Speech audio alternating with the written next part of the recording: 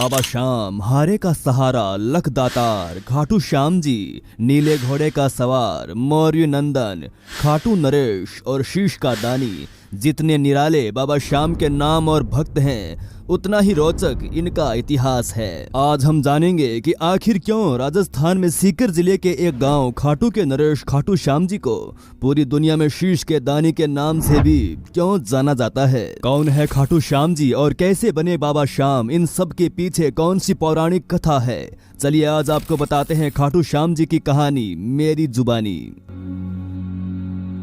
कौरव वंश के राजा दुर्योधन ने निर्दोष पांडवों को सताने और उन्हें मारने के लिए लाक्षागृह का निर्माण किया था, पर सौभाग्यवश वे उसमें से बच निकले और वनवास में रहने लगे। एक समय जब वे वन में सो रहे थे, उस स्थान के पास ही एक हिडम्ब नाम का राक्षस अपनी बहन हिडिम्बी के साथ रहता था। तब उनको मनुष्य यानी पांडवों की गंध आई तो उन्हें देखकर यह राक्षस अपनी बहन से बोला कि इन मनुष्यों को मारकर मेरे पास ले आओ। अपने भाई का आदेश पाकर वे वहां आई जहां पास ही सभी भाई द्रौपदी सहित सो रहे थे और भीम उनकी रक्षा में जाग रहा था। भीम के स्वरूप को देखकर हिडिम्बी उस पर मोहित हो गई और मन ही मन ये सोचने लगी कि मेरे लिए उपयुक्त पति यही हो सकता है। उसने भाई की परवाह किए बिना भीम को पति मान लिया और कुछ देर बाद हिडिम्बी के वापस ना लौटने पर हिडिम्बासुर वहां आया और स्त्री के सुंदर भेष में अपनी बहन को भीम से बातें करता देखकर बड़ा क्रोधित हुआ। उसके बाद हिडिम्बी के अनुनय विनय से माता कुंती व युधिष्ठिर के निर्णय से दोनों का गंधर्व विवाह हुआ। उपरोक्त अवधि के अंतर्गत हिडिम्बी गर्भवती हुई और एक महाबलवान पुत्र को जन्म दिया। बाल रहित होने से बालक का नाम घटोत्कच रखा गया। हिडिम्बा ने कहा कि मेरा भीम के साथ रहने का समय समाप्त हो गया है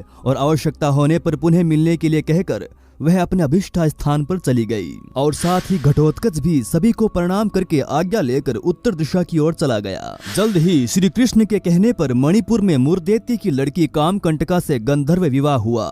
वे कुछ समय बीतने के बाद उन्हें महान पराक्रमी पुत्र को जन्म दिया, जिसके शेर की भांति सुंदर केशों को देखकर उसका नाम बर्बरिक रखा गया। बल की प्राप्ति के लिए उसने देवियों की निरंतर आराधना करके उससे तीनों लोकों में किसी में भी उसके जैसा बल ना हो, ऐसा दुर्लभ अतुलनीय बल का वरदान पाया। देवियों ने बर्बरिक को कुछ समय वही निवास करने के लिए कहा और कहा कि एक विजय नामक ब्राह्मण आएंगे, उनके संग में तुम्हारा और अधिक कल्याण होगा। आज्ञा अनुसार बर्बरिक वहीं रहने लगे। तब मगध देश के विजय नामक ब्राह्मण वहां आए और 7 शिवलिंगों की पूजा की, साथ ही विद्या की सफलता के लिए देवियों की पूजा की। ब्राह्मण को स्वप्न में आकर कहा कि सिद्ध माता के सामने आंगन में साधना करो, बर्बरिक तुम्हारी सहायता करेगा।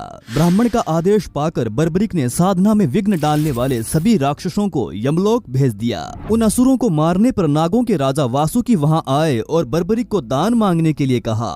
तब बर्बरिक ने विजय की निर्विघ्न तपस्या सफल हो यही वर मांगा। ब्राह्मण की तपस्या सफल होने पर उसने बर्बरिक को युद्ध में विजयी होने का वरदान दिया। उसके बाद विजय को देवताओं ने सिद्धश्चर्य प्रदान किया। तब से उनका नाम सिद्धसेन पड़ गया। कुछ काल बीत जाने के बाद कुरुक्षेत्र मैदान में कौरवों और पांडवों के बीच में युद्ध की तैयारियां होने लगी। इस अवसर पर बर्बरिक भी अपने तेज नीले घोड़े पर सवार होकर आ रहे थे। तब रास्ते में ही भगवान श्री कृष्ण ने बर्बरिक की परीक्षा लेने के लिए ब्राह्मण के भेष में उसके पास पहुंचे। भगवान ने बर्बरिक की मन की बात जानने के लिए उससे पूछा कि तुम किसकी ओर से युद्ध लड़ने आए हो। तब बर्बरिक ने कहा कि जो कमजोर पक्ष होगा उसकी ओर से युद्ध मैं लड़ूंगा। भगवान ने बर्बरिक से कहा कि तुम 3 बाणों से सारी सेना को कैसे नष्ट कर सकते हो। तब बर्बरिक ने कहा कि सामने वाले पीपल के पेड़ के सभी पत्ते एक बाण से ही निशाने हो जाएं और दूसरा उसे बेध देगा। श्री कृष्ण ने मुट्ठी हुए पेड़ के नीचे 2 पत्ते छिपा लिए, पर देखते ही देखते एक बाण से क्षण भर में सब पत्ते बींध गए। तब श्री कृष्ण ने देखा वास्तव में ये एक बार में सबको यमलोक भेज सकता है। तब ब्राह्मण बने भगवान कृष्ण ने बर्बरिक से याचना की। तब बर्बरिक ने कहा कि हे ब्राह्मण क्या चाहते हो। तब भगवान कृष्ण ने कहा कि क्या सबूत है कि जो मैं मांगूंगा वो मुझे मिल जाएगा। तब बर्बरिक ने कहा कि जब वचन की बात की है तो तुम प्राण भी मांगोगे तो मिल जाएंगे। तो ब्राह्मण के भेष में नटवर बोले मुझे तुम्हारा शीश का दान चाहिए। यह सुनकर बर्बरिक स्तब्ध रह गए और बोले मैं अपना वचन सहर्ष पूरा करूंगा, पर सत्य कहो आप कौन हो। तब भगवान नटवर ने अपना विराट स्वरूप बताते हुए कहा कि मैंने ये सोचा कि यदि तुम युद्ध में भाग लोगे तो दोनों कुल पूर्णतया नष्ट हो जाएंगे। तब बर्बरिक ने कहा कि आप मेरा शीश का दान तो ले लीजिए, पर मेरी एक इच्छा है कि मैं युद्ध को आखिर तक देख सकूं। तब भगवान ने कहा कि तुम्हारी ये इच्छा जरूर पूरी होगी। तब बर्बरिक ने अपना शीश धड़ से काट कर दे दिया। उसके बाद भगवान ने बर्बरिक के शीश को अमृत जड़ियों के सहारे पहाड़ के ऊंचे शिखर पर उगे एक पीपल के पेड़ पर स्थापित कर दिया। 18 दिन तक चले युद्ध में पांडवों को विजय प्राप्त हुई, साथ ही उन्हें अपनी जीत पर घमंड हो गया।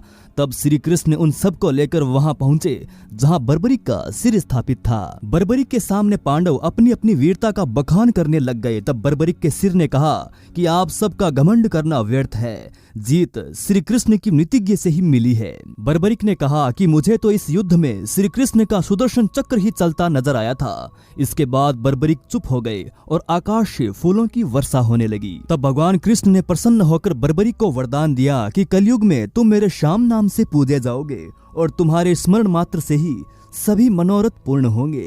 हे भगवान, सभी भक्तों पर अपनी कृपा दृष्टि बनाए रखना। जय श्री खाटू वाले श्याम जी की। राधे राधे। दोस्तों, वीडियो अगर जरा भी अच्छा लगा हो तो वीडियो को लाइक जरूर कीजिएगा, अपने प्यारे मित्रों के साथ शेयर कीजिएगा और हमारे और आपके इस चैनल को सब्सक्राइब भी जरूर कीजिएगा। धन्यवाद।